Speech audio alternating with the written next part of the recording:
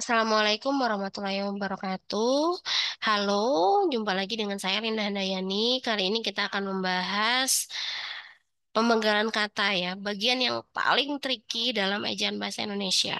Sebetulnya, pemenggalan kata ini memang sangat sedikit soal-soal di ujian-ujian atau di seleksi-seleksi, dan memang penggunaan pemenggalan kata ini biasanya dilakukan dalam penulisan karya ilmiah untuk membuat naskah kita itu menjadi lebih rapi gitu ya.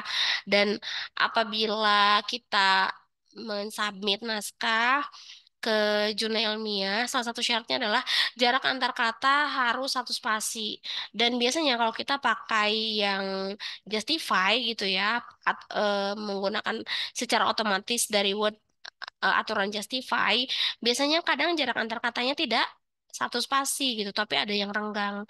Nah, cara mengatasinya adalah dengan melakukan pemenggalan kata. Dan pemenggalan kata itu ternyata ada aturannya. Aturannya ternyata juga eh, tidak berkaitan langsung dengan pengejaan gitu ya, tapi dia punya aturan sendiri di EYD. Bagaimana aturannya? Mari kita lihat. Pertama, pemenggalan pada kata dasar dilakukan sebagai berikut. Jika di tengah kata terdapat huruf vokal yang berurutan, pemenggalannya dilakukan antara dua huruf vokal itu. Ini untuk kata dasar ya. Jadi, kalau di tengahnya ada dua huruf vokal, ya di tengah-tengah huruf vokal tersebut. Ini masih aman. Jadi kata buah itu bu, ah, ma, in, ni, at, saat gitu ya. Nah, monoftong tidak dipenggal. Monoftong itu adalah nih, ini ya, monoftong ini. Jadi dua dua huruf vokal yang menghasilkan satu bunyi ya, yang dalam konteks ini adalah seperti itu. Jadi kalau ada monoftong berarti jangan dipenggal di situ, tapi bisa dipenggal sebelumnya ya, pada pada huruf sebelumnya atau pada huruf setelahnya. Diftong, ai, au, dan oi tidak dipenggal gitu. Jadi kalau ada kata pandai berarti yang dipenggal adalah antar konsonan di tengah, dan tidak mungkin juga ya D-nya sendirian, jadi A ini tidak dipenggal. I, au pada kata saudara, survei pada kata A pada kata survei, am, oi pada kata amboy itu tidak boleh dipenggal gitu. Jadi dia menempel dengan huruf sebelumnya. Kemudian, jika di tengah kata dasar terdapat huruf konsonan, ya, di antara dua huruf vokal, pemenggalannya dilakukan sebelum huruf konsonan ini, gitu ya. Bapak, ya, di sini ada konsonan nih. Jadi dia dipenggal sebelum konsonan dengan, nah, konsonan berurutan pun yang merupakan gabungan kata, ya, gabungan huruf, dia apa namanya, terkategori konsonan gitu ya. Kenyang, ya, tentu ini apabila kita memerlukan pemenggalan yang eh, satu kali penggal gitu. Ya biasanya kan kalau mau enter itu ya satu aja yang dipenggal, nggak usah banyak-banyak gitu ya. Tapi kalau ada yang menjadi yang perlu alternatif gitu ya. Nah, ini ada nih yang dipenggalnya dua kali, mutakhir. Nah, kahnya tidak boleh dia karena di satu bunyi ya. Kha gitu walaupun dia dua huruf tidak boleh dipenggal di sini. Musyawarah ya.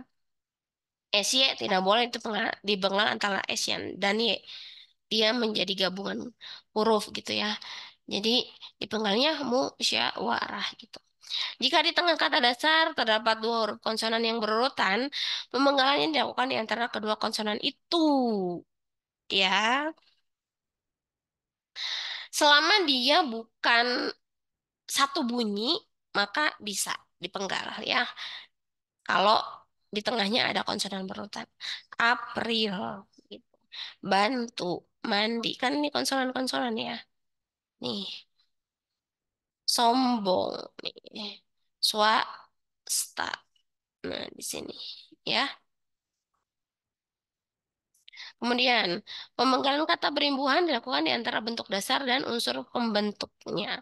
Bentuk dasar dan unsur pembentuknya, yaitu imbuhan itu sendiri gitu ya, imbuhannya.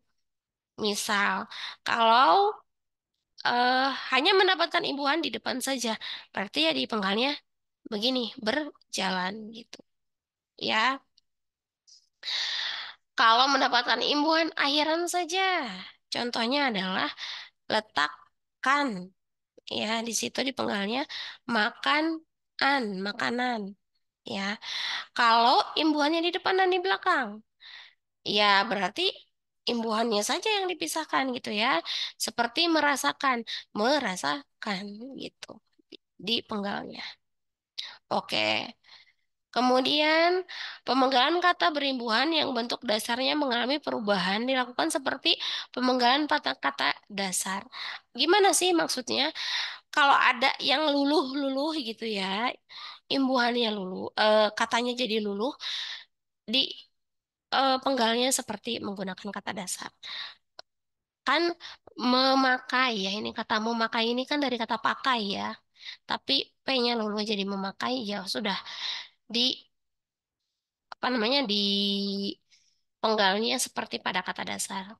Menutup dari kata tutup kan, jadi menutup gitu.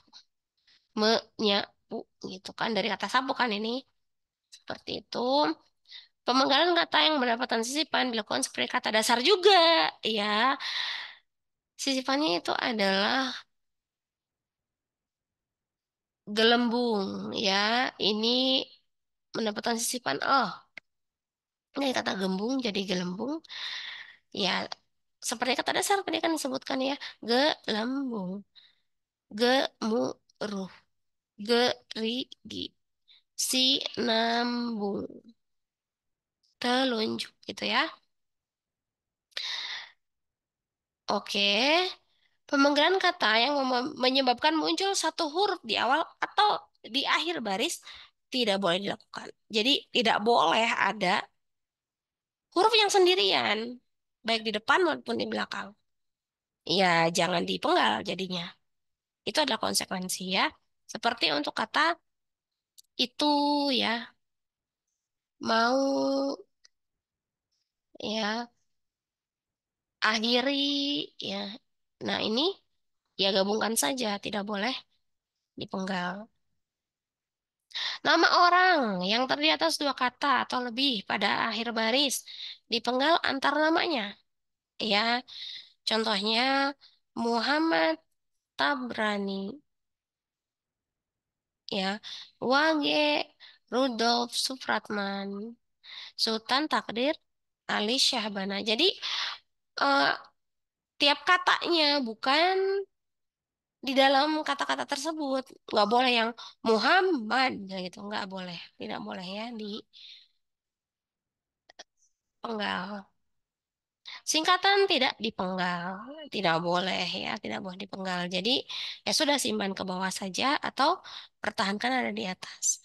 Seperti itu. Oke, saya stop share dulu ya.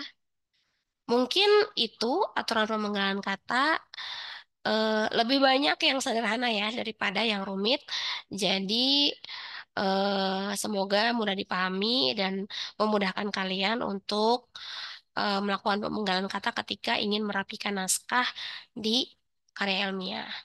Sekian dari saya. Apabila ada pertanyaan, silakan tulis di kolom komentar. Apabila kalian suka dengan video ini, silakan like.